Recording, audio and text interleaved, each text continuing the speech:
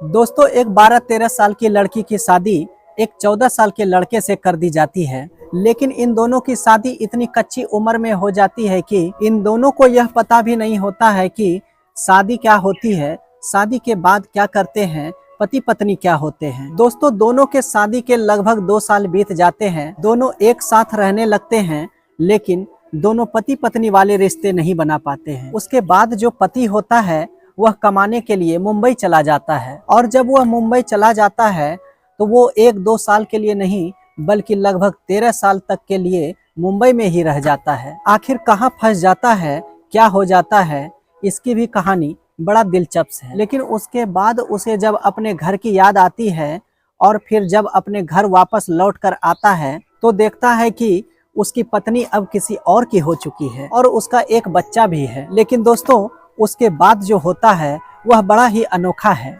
आइए जानते हैं पूरी कहानी इस वीडियो के माध्यम से। नमस्कार दोस्तों, हाजिर है आपका दोस्त, आपका भाई, फिर से एक नई कहानी के साथ। दोस्तों, कहानी में आगे बढ़ने से पहले बस एक छोटा सा रिक्वेस्ट, वीडियो को लाइक करें, शेयर करें, और अभी तक चैनल को आपने अगर सब्सक्राइब नहीं किया है तो कृपया चैनल को सब्सक्राइब कर हमारे हौसले को बढ़ाने में मदद करें। दोस्तों, यह कहानी है उत्तर प्रदेश के संत कबीर नगर जिले में एक थाना है मेहदावल, और इस थाने क्षेत्र में एक गांव पड़ता है। उसी गांव में एक लड़का होता है जिसका नाम होता है रामशरण। दोस्तों, 2001 में जब उसकी उम्र लगभग 14 वर्ष थी, उस समय अधिकांशतः जगहों पर घर वाले बहुत ही कम उम्र में शादी करवा दिया करते थे। तो उसी तरह से रामशरण की भी शादी उसके घर वाले एक अनीता नाम की लड़की से करवा देते हैं। शादी के समय अनीता की उम्र लगभग 12-13 वर्ष होती है। दोनों की शादी हो जाती है, दोनों का गवना भी हो जाता है और फिर दोनों साथ में रहने लगते हैं। लेकिन दोस्तों, शादी का मतलब क्या होता है, पति पत्नी क्या होते हैं, यह सारी बातें दोनों में से किसी को भी पता नहीं था। दोनों बिल्कुल अनजान थे, दोनों इस बात से बिल्कुल अनाड़ी थे। लेकिन दोस्तों, शादी तो हो चुकी थी, दोनों पति पत्नी बन चुके थे, लेकिन अनीता को रामशरण के पास जाने से बहुत डर लगता था। वो बहुत शर्माती थी। अनीता हमेशा घूंघट डाल करके रहती थी और रात में अपने सास के साथ ही सो जाया करती थी। अब सास जो है वह चाहती थी कि बहू मेरे बेटे के साथ सोने के लिए जाए, इसलिए वह बहुत समझा बुझा करके अपनी बहू को अपने बेटे के पास भेज दिया करती थी। लेकिन उन्हें क्या पता था कि उनकी जो बहू है उससे भी ज़्यादा उनका बेटा अनाड़ी है। और फिर दोनों एक ही कमरे में रहने लगते हैं। लगभग 2 साल बीत गया, लेकिन इन 2 सालों के दरमियान भी दोनों के दोनों अनाड़ी ही रहते हैं। उन्हें कुछ भी पता नहीं होता है और पति पत्नी का जो रिलेशन होता है वह इन दोनों में नहीं बन पाता है। लेकिन दोस्तों, शादी हो चुकी थी, खर्च भी थे, घर भी चलाना था, इसलिए अब रामशरण जब 16 साल के हो जाते हैं तो वह अपने जान पहचान वाले के साथ कमाने के लिए मुंबई चले जाते हैं और वहां पर रह करके काम करने लगता है, और अनीता जो है अपने ससुराल में रहने लगती है। लेकिन दोस्तों, धीरे धीरे वक्त बीत जाता है, लोग कमा करके घर वापस आने लगते हैं, घर से वापस फिर कमाने के लिए जाने लगते हैं, और इस तरह से 1-2 साल नहीं बल्कि 4 साल बीत जाता है। रामशरण जो है वह अपने घर पर नहीं आता है और ना ही उसका कोई अता पता होता है कि वह कहाँ रह रहा है और क्या करता है।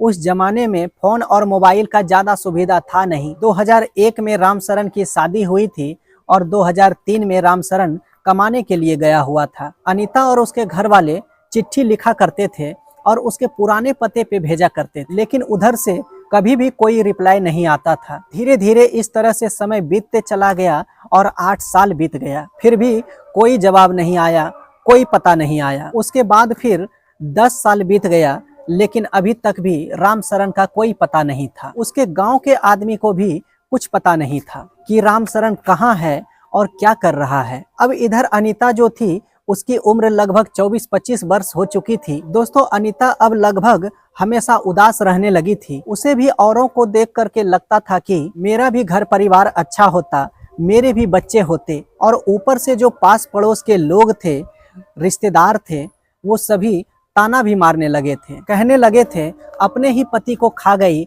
और अपने जिए जा रही है, वगैरह वगैरह कई तरह की बात। लेकिन उसके जो सास ससुर थे वह बहुत अच्छा इंसान थे। वो हमेशा अपने बहू का सपोर्ट किया करती थी। अब दोस्तों उनके और 2 बेटे थे। रामशरण से जो छोटे बेटे थे उसका नाम था रामबरन, वह भी अनीता के आसपास के उम्र का ही था। अब जब हमेशा अनीता उदास रहने लगी तो यह देख करके उसकी सास ने एक दिन सोचा कि चलो रामशरण का कोई अता पता तो है नहीं, पता नहीं वह आएगा भी या नहीं, अब इसकी शादी रामबरन से करवा देते हैं। और फिर उसके बाद रामबरन की माँ रामबरन से यह बातें पूछती है तो रामबरन साफ मना कर देता है और कहने लगता है कि नहीं, मैं ऐसा नहीं कर सकता हूँ, अगर कभी भैया वापस आएंगे तो मुझे क्या कहेंगे। तो फिर वो लोग समझाने लगते हैं कि अगर आना होता तो इतने सालों में आ नहीं जाता, लेकिन जब इतने सालों में नहीं आया है तो पता नहीं अब क्या आएगा, इसलिए अब यह कहीं और चली जाएगी, इससे अच्छा है कि तुम इससे शादी कर लो। तो फिर रामबरन कुछ सोचता है और फिर उसके बाद शादी के लिए तैयार हो जाता है। अब उसके बाद शादी के लिए जब अनीता से पूछा जाता है तो अनीता भी पहले तो ना कर देती है, लेकिन फिर आखिर में वो करती भी तो क्या, आखिर हालात की मारी हुई थी, कुछ सोच समझ करके वो भी हाँ कर देती है। तो फिर उसके बाद अनीता की शादी रामबरन के साथ करवा दी जाती है और फिर उसके बाद पूरा परिवार यह मान लेते हैं कि रामशरण अब इस दुनिया में नहीं है। अब यह दोनों पति पत्नी के रूप में अच्छे से रहने लगते हैं और अपने दाम्पत्य जीवन को अच्छे से निभाने लगते हैं। और फिर दोस्तों धीरे धीरे वक्त बीतता है। लगभग 1 साल के बाद अनीता एक बेटी को जन्म देती है। अब यह देख करके घर के सारे लोग खुश हो जाते हैं कि चलो अब घर में एक बच्चा भी आ गया। और फिर एकदम से सभी लोग भूल जाते हैं कि रामशरण नाम के भी इस घर में कोई व्यक्ति रहता था। अनीता की रामशरण नाम का भी कोई पति था, लेकिन दोस्तों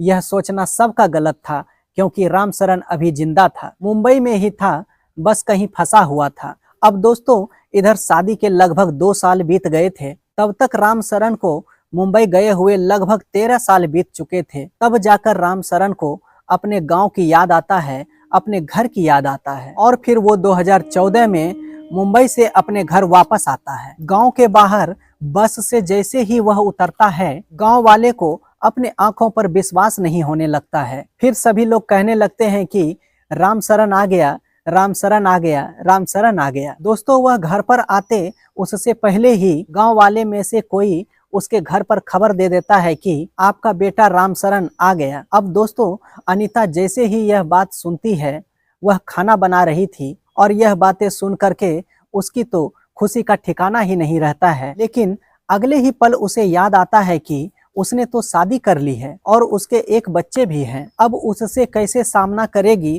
कैसे उसे अपना मुंह दिखाएगी, और यह सोचकर वह एक कमरे में छुपकर बैठ जाती है। दोस्तों कुछ ही देर में रामशरण अपने घर पर आ जाता है, अपने माता पिता के सामने खड़ा हो जाता है। माता पिता उसे देखते ही रोने लगते हैं और फिर अपने सीने से लगा लेता है। और दोस्तों तब तक वहां पर 10-20 लोग और भी जमा हो चुके थे। वो लोग भी रामशरण को वहां पर देखता है और फिर वहां पर बहुत ही भावुक सा पल हो जाता है। सभी की आंखें नम हो जाती है। खुशी से रामशरण कुछ देर वहां पर बैठता है, चाय पानी पीता है, लेकिन किसी को भी यह बातें बताने की हिम्मत नहीं हो रही थी कि भाई तुम्हारी पत्नी तो दूसरी शादी कर चुकी है। अब रामशरण की माँ रामशरण के पास बैठी हुई थी, वह जाती है और उसके बाद उस बच्ची को लेकर आती है और फिर रामशरण के गोद में दे देती है। वो जो है उस बच्ची को गोद में लेता है और बड़ा ही प्यार दुलार से उसे गोद में खिलाने लगता है और कहता है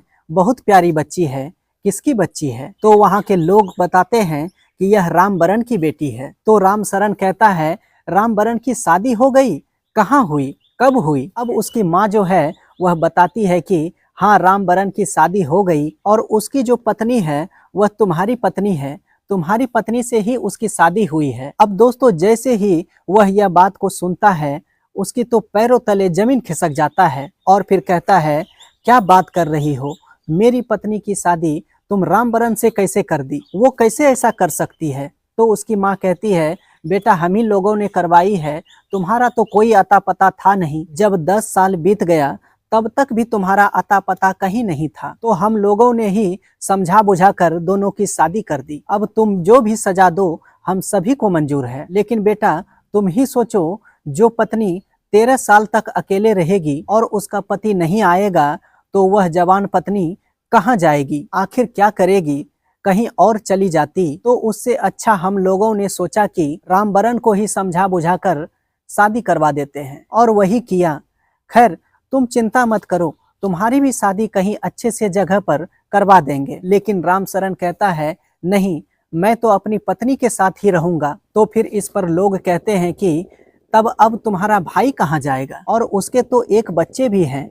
दोनों एक दूसरे से बहुत प्यार करते हैं और आधार कार्ड में भी पति के नाम पर रामबरन का नाम है। इस पर वो कहता है कि चाहे जो भी हो, हमने तो अनीता से शादी की है, उसके साथ 7 फेरे लिए हैं, सभी रस्मों रिवाजें निभाए हैं, इसलिए वो तो मेरी ही पत्नी है। तो फिर इस पर लोग कहते हैं कि अच्छा तुम ये बताओ, इतना दिन से तुम था कहाँ? तो फिर इस पर वह कहता है कि मैं वहीं पर कहीं फंस गया था, मुझे किसी ने बंधुआ मजदूर बना करके रख लिया था और मुझे वहां से आने ही नहीं दे रहा था। मैं ठगी का शिकार हो गया था, मेरे पास कोई फोन वगैरह भी तो नहीं था और ना ही मुझे कोई गांव का फोन नंबर भी पता था। मैं कैसे किसी को फोन भी करता, मेरे पास कोई उपाय भी तो नहीं था। मैं आखिर करता भी तो क्या करता। लेकिन दोस्तों, उसकी बातों पर किसी को भी यकीन नहीं हो रहा था। किसी ने तो कह रहा था कि इसकी वहां पर किसी और महिला से अफेयर हो गया होगा और उसी के चक्कर में फंस करके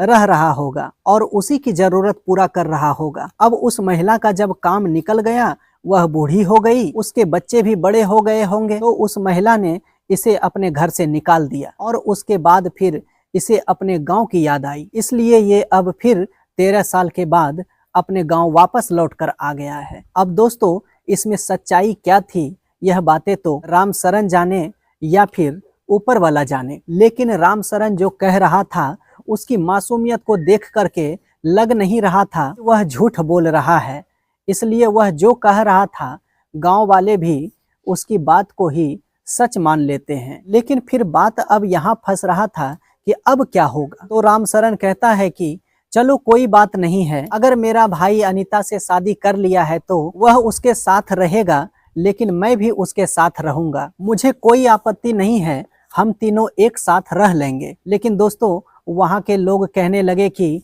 एक ही मयान में 2 तलवार कैसे रह सकती है। और फिर रामबरन से पूछने लगता है कि भाई तुमने तो अपनी भाभी से ही शादी किया है और तुम्हारा भाई वापस आ गया है, तुम्हारा भाई अनीता के साथ ही रहना चाहता है, क्या तुम उसकी बीवी उसे वापस लौटा सकता है? अब वो कहता है कि लौटाने वाली क्या बात है, मैं तो अनीता से बहुत ज्यादा प्यार करता हूँ, इसलिए वह जैसा कह रहे हैं मैं भी वैसा ही कह रहा हूँ। हम दोनों भाई उसके साथ रह लेंगे और दोनों पति का फर्ज निभाएंगे। अब जब यह बातें अनीता से पूछी जाती है तो अनीता भी कहती है कि कोई बात नहीं है, जब वह दोनों तैयार है तो मैं भी तैयार हूँ, मुझे कोई आपत्ति नहीं है, मैं मैनेज कर लूंगी और मैं भी नहीं चाहती हूँ कि दोनों में से किसी को भी मैं छोड़ दूं। और फिर सारे लोग भी सहमत हो जाते हैं और तीनों लोग एक साथ रहने लगते हैं। और उसके बाद उस दिन से यानी कि 2014 से वो तीनों साथ में रहने लगते हैं और आज